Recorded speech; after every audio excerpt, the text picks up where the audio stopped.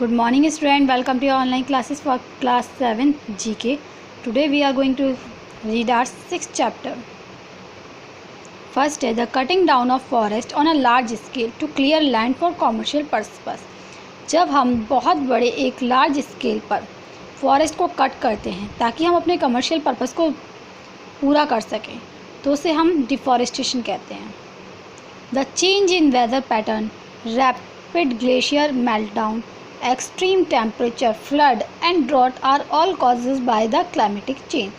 यानी कि जब हमारे वेदर में उसके पैटर्न में लगातार चेंज आने लगे, जो ग्लेशियर हैं वो लगातार मेल्ट होने लगे और टेम्परेचर बढ़ता रहे, फ्लड, ड्रॉट, ये चीज़ें लगातार होने लगे, बार बार बाढ़ आने लगे या फिर सूखा पड़ने लगे, तो ये सब क्लाइमेट चेंज की वजह से होता है. When groundwater as well as water in other sources like river, lake, pond is overused, is lead to water scarcity.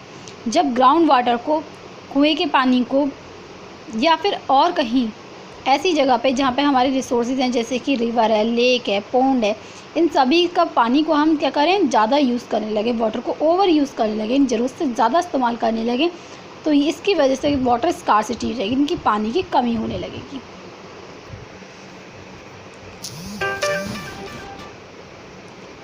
Destruction of soil structure and presence of humus in topper layer due to overgrazing and heavy tilling lead to soil degradation.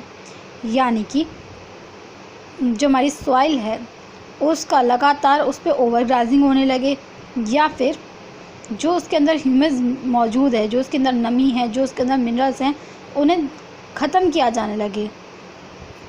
कैसे? ज़्यादा उस पर फसल उगाने से. तो उसकी वजह से सॉइल जो होती है वो डिग्रेडेशन उसका शुरू होने लगता है, ये सॉइल जो होती है अपनी क्वालिटी को खोने लगती है. The oxygen of fossil fuel and naturally available resources due to huge demand as compare to ability lead to drain of natural resources. यानी कि फॉसिल फ्यूल्स का जो कि नेचुरली हमारी अवेलेबल है, हमारे रिसोर्सेज, उन्हें अगर हम ज़रूरत से ज़्यादा इस्तेमाल करने लगे तो इसकी वजह से क्या होगा, इसकी वजह से जो रिसोर्सेज हैं वो धीरे धीरे ख़त्म होने लगेंगे. 7th chapter the power of vocabulary, यानी कि वोकैबुलरी की पावर. तो फर्स्ट आपका सेंटेंस है, did you hear the last या लेटेस्ट न्यूज़. क्या वर्ड इसमें ज़्यादा सुटेबल है, लेटेस्ट या लास्ट? तो first suitable word is latest. This offer in only for owner of the house, यानी कि ये ऑफ़र जो है वो सिर्फ हाउस के ऑनर के लिए हैं, यानी कि मालिक के लिए.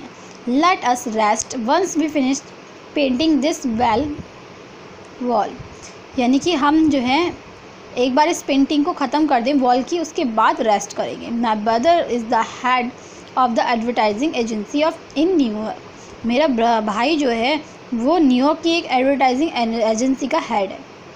He had made lot of mistake in his एसे, यानी कि जो व्यक्ति है उसने बहुत ज़्यादा मिस्टेक की हैं अपने एसे में.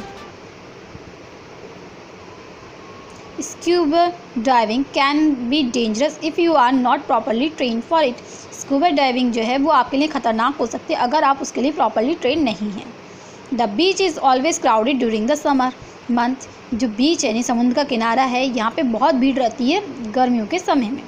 We are also given our warm welcome by our neighbours, यानी हमारे जो पड़ोसी हैं उन्होंने हमारा गर्मजोशी के साथ स्वागत किया.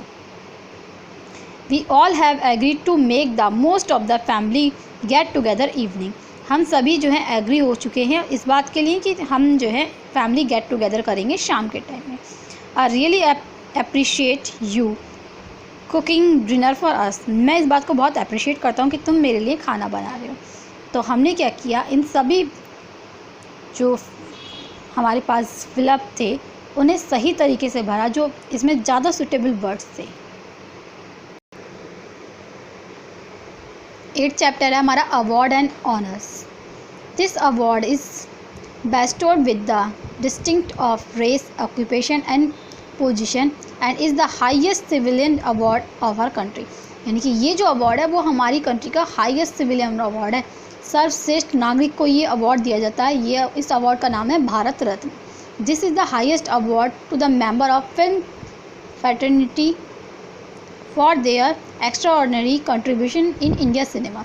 ये अवार्ड जो है वो उन मेंबर्स को दिया जाता है जिन्होंने हमारे सिनेमा में कुछ एक्स्ट्राऑर्डिनरी कंट्रीब्यूट किया है। इस अवार्ड का नाम है Dada Saheb Phalke award. This award is highest recognise given to member of the army forces for their valours shown in difficult circumstances. यानी ये जो अवार्ड है वो हमारे उन योद्धाओं को दिया जाता है जिन्होंने बहुत ज़्यादा बहादुरी का काम किया हो बहुत ही ज़्यादा मुश्किल सिचुएशंस में। इस अवार्ड का नाम है Paramvir Chakra. This award recognize the outstanding achievement in field of sport. यानी कि ये जो अवार्ड है ये उन्हें दिया जाता है जिन्होंने स्पोर्ट्स के फील्ड में कुछ बहुत बड़ा अचीवमेंट किया हो। इस अवार्ड का नाम है Arjun award. This award is presented to the sport person who make the nation proud at international form. यानी ये अवार्ड उन स्पोर्ट्समैन को दिया जाता है जिन्होंने इंटरनेशनली हमारा जो नेम है हमारी कंट्री का उसे बहुत ज़्यादा फैलाया हो या अच्छा उसका। इस अवार्ड को हम कहते हैं Rajiv Gandhi Khel Ratna award. This prestigious award is a peace time military decoration confirm upon other civilian और military personnel for their courage and sacrifice. ये अवार्ड मिलिट्री पर्सन को या फिर और सिविलियन को दिया जाता है, सिविलियन को भी दिया जा सकता है, जिन्होंने अपनी करेज और सेक्रीफाइस से पब्लिक के लिए यानी सोसाइटी के लिए कुछ बहुत बड़ा किया हो। इस अवार्ड का नाम है अशोक चक्र। The veteran in the field of sport are honored with this award for their lifetime contribution and achievement। ये जो अवार्ड है ये उन्हें दिया जाता है जिन्होंने अपनी पूरी लाइफ टाइम किसी गेम के लिए किसी स्पोर्ट के लिए वर्क किया हो। इस अवार्ड का नाम है Dhyanchand award. This award is presented annually by Lal Bahadur Shastri institute of management Delhi for distinction of in public administration academic and management.